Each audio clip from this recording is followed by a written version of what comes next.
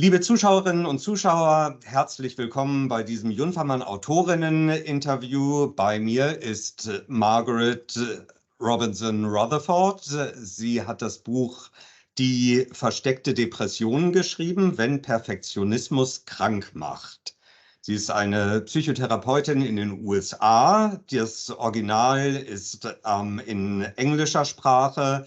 Und sie hat sich freundlicherweise bereit erklärt, heute für ein Interview uns zur Verfügung zu stehen. Und wir werden dieses Interview in englischer Sprache führen.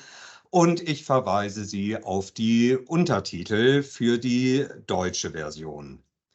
Margaret, hello, welcome. So happy you agreed to join us today. How are you? I'm well. I'm very well. I'm delighted to be here. I wish that I spoke German and understood German, but I don't, unfortunately. I used to sing, and I studied opera, and even my teacher would say, "Your German is terrible." Okay. so, so I gave all that up. But I am delighted to be here. That's great. That's great. Margaret, before we start talking about your book, would you mind sharing a little bit about yourself, about your professional background?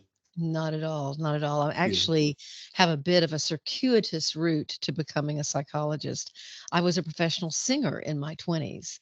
I sang, you know what jingles are, radio and television commercials? Mhm. I sang them for a living in my 20s. And then I learned about this thing called music therapy. And I thought that sounded Okay. interesting. So I got a degree in music therapy, which led me to really wanting to be a clinical psychologist. I had had therapy, and therapy had helped me a lot. And so I thought, this is what I really want to do. So it took me 9 years to turn my life around from being a professional singer to getting a PhD in clinical psychology. But it's a career I absolutely love. I had worked, I live in Fayetteville, Arkansas. I'm married and I have a 20, almost 9-year-old son. And so we lived here and we raised him. And when he left for college, I figured out that I had a lot of time on my hands. And so I started writing. I started writing for the internet. I started a blog. And for a while, I wrote about empty nest, is what we call it here when Yeah. your child leaves and you have feelings. But I started writing more about other mental health issues, which I thought was important. And what happened, Stefan, was that I wrote a post one week in 2014, my just normal weekly post that was talking about some people that I had worked with over the years that when they walked in my office, they would have told me staunchly that they were not depressed, that they came in for some anxiety or maybe a relationship issue or something like that. But what I began figuring out as I worked with these people was the problem was really that they could not access their emotional pain. They would tell me things, for example, and this may be a trigger for some of your listeners, that they had been raped, and the look on their face would look like they would just sort of smile through the story as if it had no real meaning to them or Yeah. no emotional pain behind it. And I began to recognize that if I could gain their trust and give them a really, really safe place to begin to unpack some of this pain, that that's where I would find real despair, loneliness, depression. I just picked a term out of the air. I called it the perfectly hidden depressed person. Are you one? And the post went viral. I had all these people, hundreds of emails literally, that said, I'm who you're talking about. It's like you're in my head. How do you know this? So then I began to write more about it and I received more feedback about it. And I began to understand just how trapped people could feel inside of this sort of almost what I call a cage of rigid emotional control, but they were also terrified of being discovered.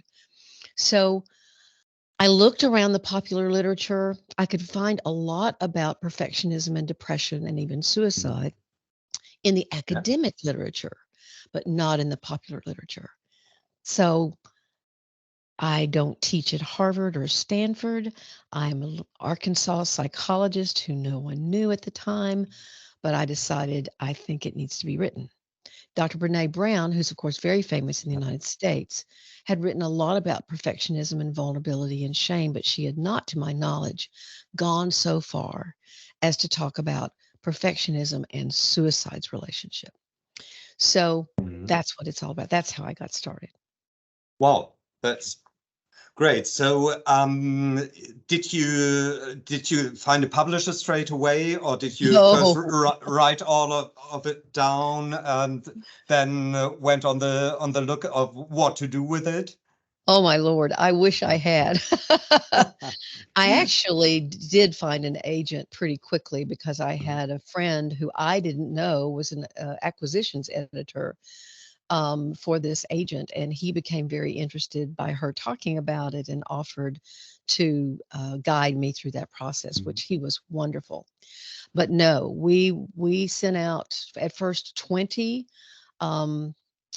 submissions to publishing houses, and I had some very large publishing houses actually interested. Random House was one of them, I remember, and I made it to the interview stage. But there were two things they told me, Stephan. They said, we don't think perfect seeming people will buy a book on depression that has the term depression in it. The second thing they said to me was, no one knows who you are. Yeah.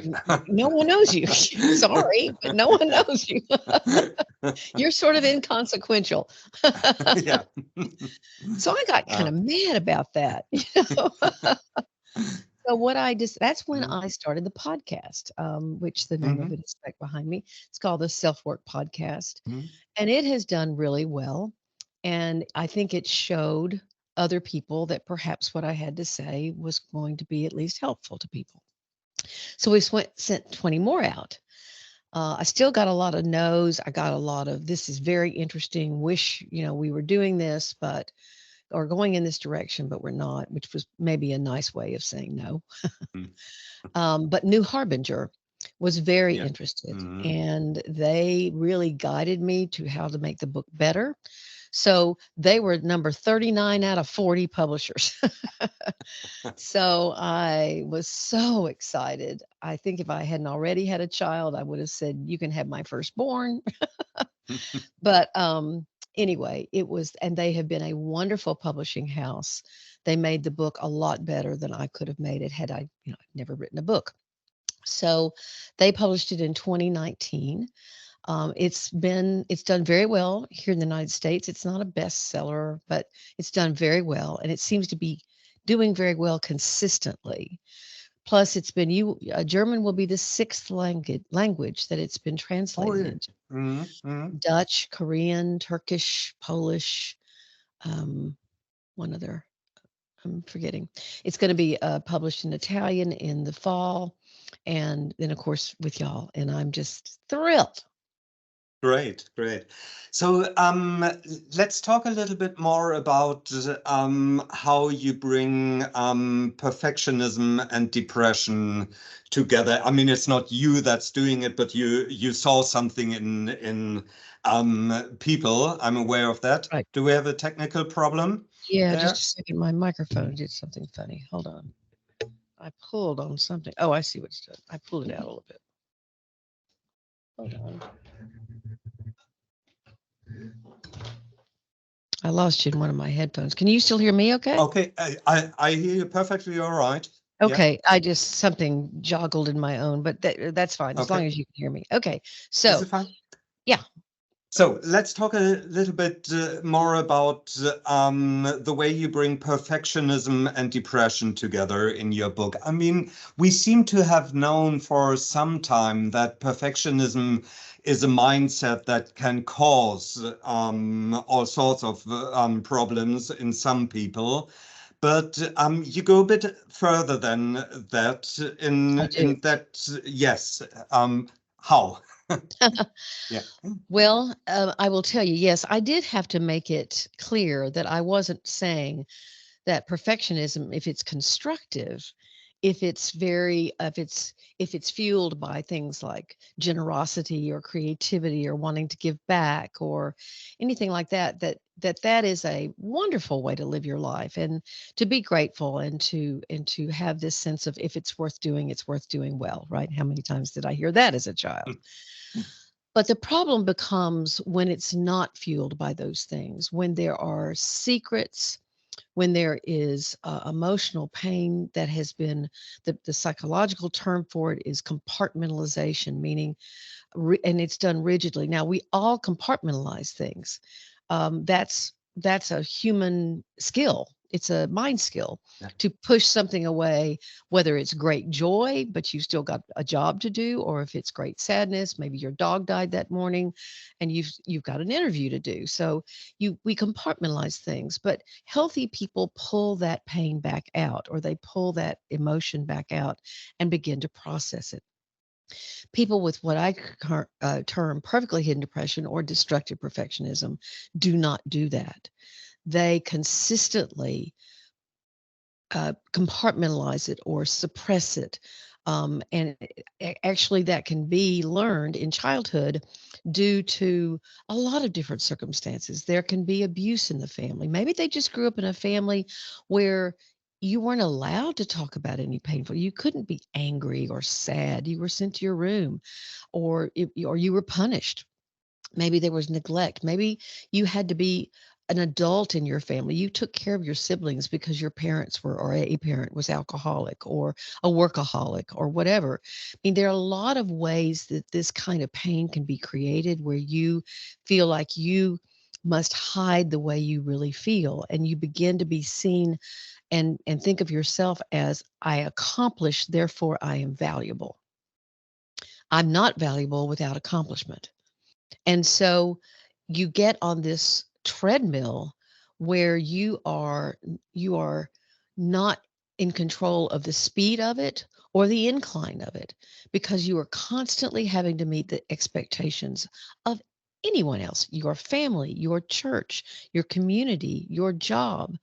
And so it is this incredibly, what looks to other people like, how do you manage all this? Oh my gosh, you're a superhero, or your life is so full and just replete with things you've done, and organizations you're helping and people you're helping.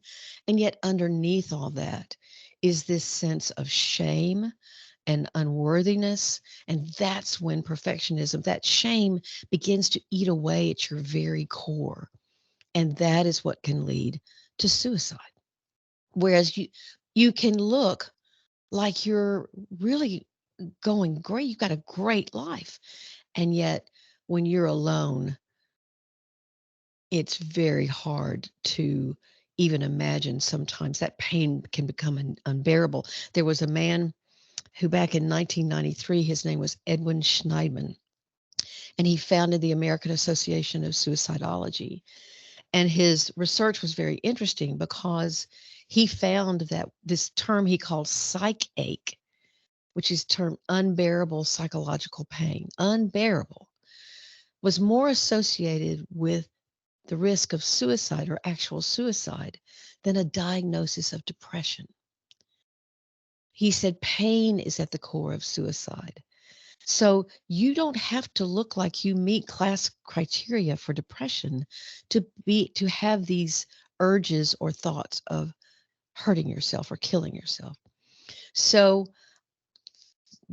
what I learned, and as I mentioned before, Brene Brown had already done some wonderful research, but there's a lot of academic research. The actual academic term is called socially prescribed perfectionism. And what that means is that you always have to, like I said, you meet the expectations of others constantly. And the better you do, Dr. Gordon Flett, who's a wonderful researcher on this out of Canada, says it's like the better you do, the better you feel like you must do. So you can hear the constant cycle of looking like you're in great control, but feeling quite out of control. Okay. So perfectionism would be seen like sort of a veil hiding some kind of pain. So Camouflage. I wonder, how did you manage to pull this veil to the side? I mean, obviously you saw something in people and clients who came to you, who you talked to, that they maybe weren't even aware of. What were the indicators you were looking for? Mostly, Stefan, it is this sense of literal, this complete, I'm not going to call it dissociation because that has too many Yeah. connotations, but um, there is a disruption between the pain someone is describing to me. I'll give you a story, for example. I love to tell stories. There was a man named Steve that had come in with his wife for marital work, and they had done some decent work. But about 3 or 4 months later, he came in and said, I think I need to come talk to you. Steve had recently retired from a job where he was extremely successful. But in our individual work, I began to, he began to tell me but I'm falling apart. I'm drinking too much. I just sit around on the sofa. I don't do anything. And I'd say, well, do you think you're depressed? No, I'm not depressed. And I go, all right. So I asked him about his childhood, and he started laughing. I mean, guffawing, laughing, saying, oh, yeah, my mother used to throw big rocks at me and tell me I'd never amount to anything. And just laugh. Ha, ha, ha. Mhm. I said, don't you have a grandson? He said, yeah. I said, let's put him in my front yard of my office and let's go get some big rocks and throw them at him and say, how do you feel? And say, you'll never amount to anything. He said, I wouldn't do that. I said, why not? You're laughing. He said, because it would hurt him. I said, that hurt still resides in you. And look what has happened. Mhm. You no longer have this affirmation from your job. We couldn't do this without you, Steve. You are the greatest thing in this company. You've earned this company so much money, or you are kind, whatever the affirmation was. And he was falling apart without it. So all of a sudden he began to realize, I've got to work through what that psych ache, that unbearable pain that Schneidman was talking about, saying, I must understand that that young boy still exists in me, and I've got to work through the feelings that he felt, and not like years and years of therapy about all of that, but just to even acknowledge it and have compassion for himself. That's what these people don't have. They do not know how to be compassionate with themselves. So that's what you have termed perfectly hidden depression. And I wonder, how would you describe the difference to what we've come to know as clinical depression without the perfectionism part? How is it different? Is it different at all? Yes, because these people, I mean, they wouldn't see themselves, nor they wouldn't find themselves in those official criteria. They don't have anhedonia. They don't. They still enjoy their lives. They look full of energy. They don't have sleep and appetite disturbance. No one knows. One of the chief criteria for classic depression is that you notice a change in yourself or other people do. No, nobody notices anything about you except how well you're doing. You don't have foggy thinking. You're very decisive. You don't have so many of those symptoms that, again, the DSM is a wonderful tool to use, and it can be very helpful. But there was also another guy named Sidney Blatt back in 1995. He wrote a treatise called The Destructiveness of Perfectionism. And in it, he said, when perfectionism accompanies depression, it drastically changes what depression looks like. Drastically changes it.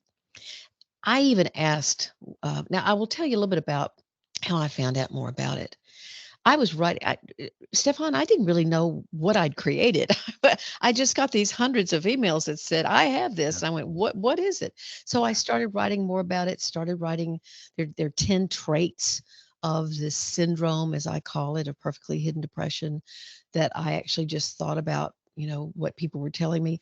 But I put out a request for anyone that was reading those posts on my website to get in touch with me if they identified with it. I had in about a 3-month period of time, I had about 90 people reach out internationally, all over the world. And I chose about 60 of them to interview. I did 1.5 to 2 hour interviews with all of them. And I asked about their childhoods. I asked about how they had become perfectionists, how they began to hide behind this camouflage, how they were scared to death of even touching this trauma or touching it emotionally because it felt like it would just take over their lives if they did. So I learned from them. And then the more I wrote, the more people came to my own practice. Now, I live in a fairly small town in Arkansas, so I didn't have hordes of people coming in. But those people were actually very helpful because they helped give me language, as did those interviews, of how I could begin to put together this syndrome that, again, is not for any clinicians that are listening to this. It's not empirically validated. I'm not a researcher, but it makes clinical sense. It makes a lot of clinical sense. So when when you manage to pull this veil aside and get the people you're working with into contact with their pain, their emotions, I reckon a pretty complicated situation arises then for them. What have you found is helpful to them? Helpful clinically, sure, of course. Yeah. You have to give them a lot of control. You cannot be the person who says, okay, today we're going to talk about X, Y, or Z.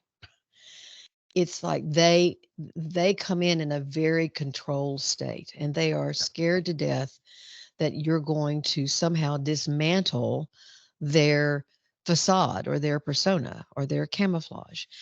Do you have the game Jenga there in Germany? Do you know what Jenga is? I'm not sure that that's the tower with the Yes, small, yeah, Jenga. exactly. And you Yeah, and you yeah. take a piece out Yeah. very carefully, and somebody Yeah. finally takes a piece out and it all falls Yeah. apart. Yeah. Okay. It's kind of like a game of Jenga. The therapist has to be very careful that and it's a very collaborative process. Are you ready to talk about, something? Are you ready to talk about being raped? Are you ready to talk about being, there not being any food in the fridge? Are you ready to talk about how you were neglected? Whatever it is. And so you begin to take this piece out, and you watch them, and you have their permission to talk about it, and they begin to trust you. And then you begin because you don't want them to go away. You want them to realize that they can be vulnerable, that that there is strength, that they can find strength in vulnerability. There are actually 5 stages that are in the book. There, by the way, the book is full of 60 exercises on just how to begin, where to begin, how slowly you must take these people, or they must take themselves before they're ready to do the really tough emotional work. But the first stage is consciousness, meaning you have to be aware that your perfectionism is a problem. And believe me, that's not what a lot of people think. Because, a lot of minority people, for example, tell me if I hadn't been perfect, I wouldn't have gotten the opportunity that other people who were in the majority got. I had to be better than perfect. I had to be 130%. I didn't have time to feel my feelings. So, whatever your reason for disregarding that kind of, the mm, the potency of that destructive perfectionism, you still got to say, okay, I can recognize now that I'm so busy trying to control what other people know about me that I am decaying on the inside. And that is a hard place to be. The therapist has to help that person find that. Yes, it is a problem. Second is what's called commitment. And this is another, we think of commitment as, oh, you come into therapy, of course you're committed. Uh, Maybe or maybe not. Are you really committed to this process of going back and looking at things with a different eye? And what maybe you think of as your strength is something that maybe also has vulnerability within it. We're not going to throw out the baby with the bathwater. We're not going to turn you into a slug. Okay. So that's not the point. But sometimes, and in fact, perfectionists will often start with the hardest thing. I had somebody say, well, I've been in therapy for 6 weeks. I figured I'd be done.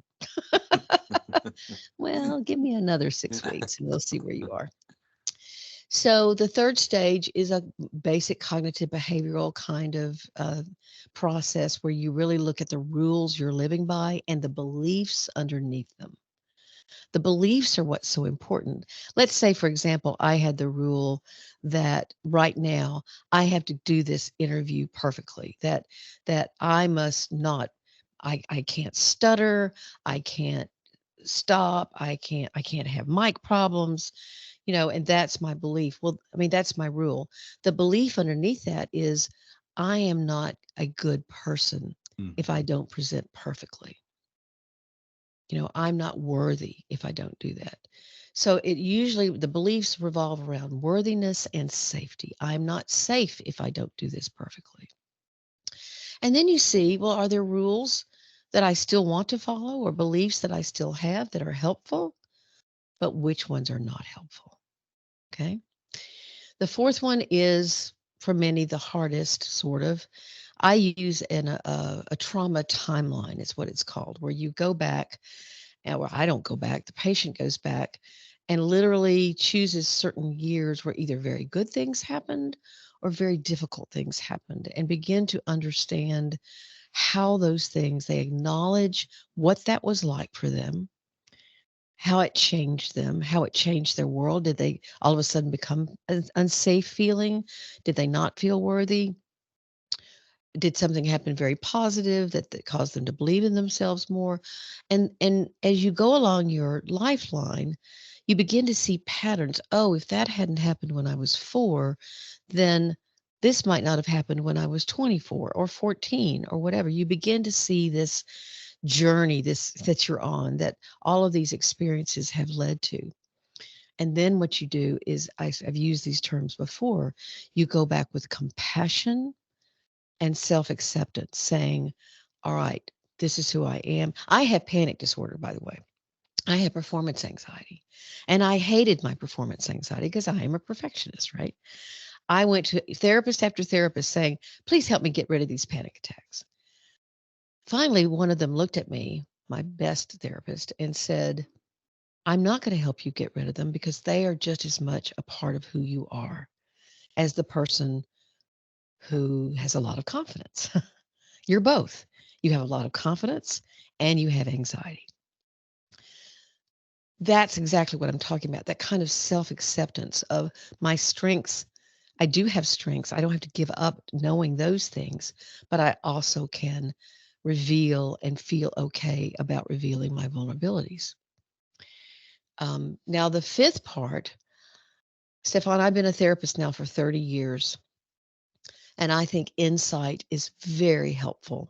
When someone has an aha moment in therapy, you see them change, you see them kind of shake their head and think, why did I never figure this out before? But where I see hope emerge is when someone's behavior changes. When they realize, oh, I always get mad about that and I didn't get mad. Or I never could think about doing a TEDx and I just did a TEDx. I begin to do things, say things, feel things that I've not been able to do. And what my suggestion in the book is to take those 10 traits of the syndrome, pick the easiest one that you think it will be the easiest for you to try to change, and then build in small behaviors about how you can begin to see that you are moving in that direction. So it doesn't become another thing you have to do perfectly, right? Yeah. It becomes something that you take small steps toward that vulnerability of not doing the things that are going to steadily build toward this camouflage facade, veil, as you called it, of needing to look very much in control. Margaret, we talked a lot about your experience with people in the build-up of writing while writing the book. Mm-hmm. It's been out for a while now, I think 3 to 4 years. Yes. Mm-hmm. What was the reaction like Well, since? you have to remember the book came out in November of 2019, and in February of 2020, we all went into lockdown. Yeah. So I had several things that were canceled that would have been speeches and that kind of thing. I did get in a few really good podcast interviews before that time. So what has happened, and actually, I'm not surprised, even without the pandemic, it might have happened this way because I'm not well known, even though the podcast has helped with that. Um, I'm not on a faculty of an important university. So I think that what has happened is word of mouth. What has happened? I mean, I have people writing me all the time. I don't know how I missed your book, but I just found it. I'm telling all my friends about it. I had several people say it's saving my life. Um, uh, the problem in many ways is the mental health community itself. A lady wrote me, a wonderful woman, young woman, sent me a voicemail over my website and said, I read your book. I knew that this was something that I identified with. And I read your book and I took it to my therapist and I explained that I identified with this. And she looked at me and said, "You're not depressed. I'd have to put you on medication if you were depressed." And she said, "I don't want medication. I want to try to understand this." And she was crushed. She loved this therapist, but this therapist was so immersed in the assumption, I would call it an assumption, that if you don't meet those criteria, that you're not depressed or that you couldn't possibly be suicidal, that we are just locked into that. It is, in my TED Talk, I talked about it, your lens determines what you see.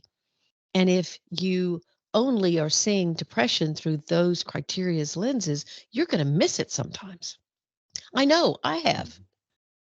The first story in the book is about a woman whose home I went to who I diagnosed with panic disorder, and she was in the process of trying to kill herself. And I diagnosed her not with depression, but with a panic disorder. So, which she had also.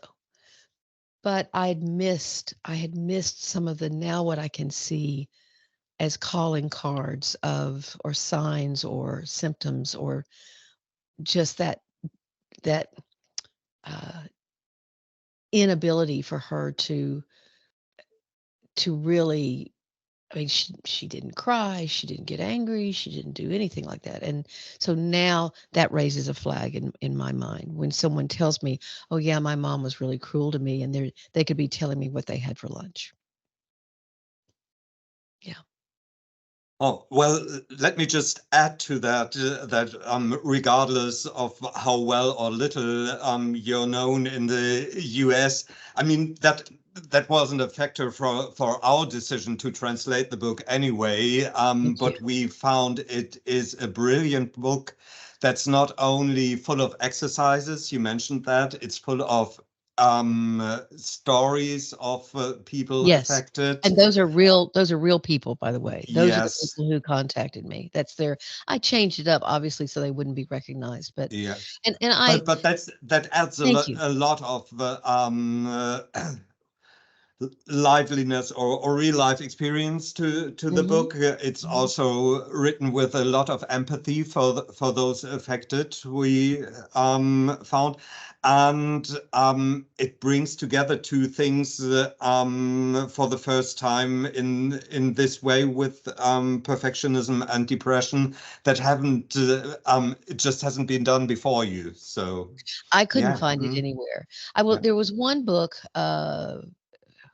Terrence Real wrote it in 1998. It was only geared toward men, though, and he called it Mm, Covert Depression. It's a mm, wonderful yeah, book. It's called I mm, Don't Want to Talk About It. mm, And he said, and he basically was talking about something like I am, but he not about perfectionism. But thank you for that. Um, I don't mean to sound like I'm being, sort of intentionally humble. Um, eh, I am proud of the book. I am so passionate about this message that I've been fighting a pandemic because of it. So, I have spoken to construction workers who, by the way, have one of the highest suicide rates of any occupation. I've spoken to office managers. I've spoken to entertainment venue managers. I've spoken to creatives. I have just knocked on every door that I could possibly knock on. And so I'm there's an old fairy tale about the little engine that could. I guess I'm that little engine. And as I said, the podcast is in the top 5% of the world's most popular yeah. podcasts. So Mm. it's done really, really well. Good. So we've talked a lot about the book now. We started out talking a little bit about yourself, and I'd like to wrap it all up. I'd like to return to yourself, if I may. Sure. You mentioned your own perfectionism, Oh and yeah. sort of answering a question I would have had before I could even ask it, because you're Sure. looking at the things you've done, being a therapist for so long, the blog, the podcast, writing for magazines and newspapers, the book. So it's obvious there must be a little bit of perfectionism in And yourself probably as well. what I would Yeah. call healthy narcissism. So just a touch of Okay, yeah. healthy narcissism. We'll take that. Ultimately, at the end of your book, you encourage your readers to figure out where it is they want to go with their lives, what areas they identify to as something making them more content in life, and to choose a mantra for that. So something like a core belief for their life. Have you got a mantra? And I if so, do. what is it? um, yes, this whole process has definitely um, changed me. By the way, just for your listeners, my husband, my dedication in the book was to Richard. It's my turn to do the laundry. Because he Yeah. has been so wonderful, and we've been married 33 years, and he could not have been more supportive. So that's been very helpful. But I have come up with my own, if you call it a mantra, my own definition or working definition of self acceptance. And I think about it about myself and about other people. I say, um, um, neither your strengths nor your vulnerabilities completely define you. So, because I lived my 20s with a lot of shame. I was making a lot of mistakes. I was really creating chaos with my life. A lot of chaos. I got married and divorced twice. I was a mess. In fact, there are probably some people out there who hear that I'm even a therapist and they go, "She's a therapist." So, because I was so ashamed of those vulnerabilities and those mistakes that I tried to stay hidden for a while. Um, Luckily, whether you call it a karma thing, a God thing, a synergy thing, whatever your belief system is, people were put in my life that, like the guy who told me about music therapy, like the interesting curiosity that this PhD program had in this jingle singer who wanted to be a psychologist. There have just been a lot of people who've helped along the way. And so what I have come to terms with in myself and try to live it is that I can claim my strengths and what I would, and I can claim my vulnerabilities. I, I've given the example before that I've been married 3 times, again, to the last man for 33 years, and I have 3 letters after my name, PhD. I'm proud of one. I'm not so proud of the other, except for the last one. But neither one of those facts completely defines me. I am much more than that, and so is everyone listening today. Whatever your note about yourself that you or struggle with, or what your friends tell you that are your strengths or you come to believe are your strengths, both of those can coexist.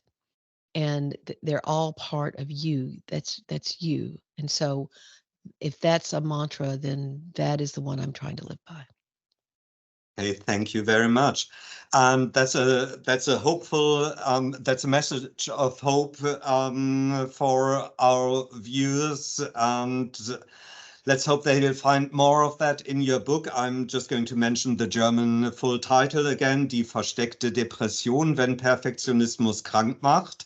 And I've been talking to Dr. Margaret Robinson Rutherford, who wrote this book. Margaret, it's been a pleasure to talk with you about the book. Thank you very, very much for joining us. And we'll all hope the best for a tremendous success of this book. Thank you, Stephan, so much. Thank you and goodbye.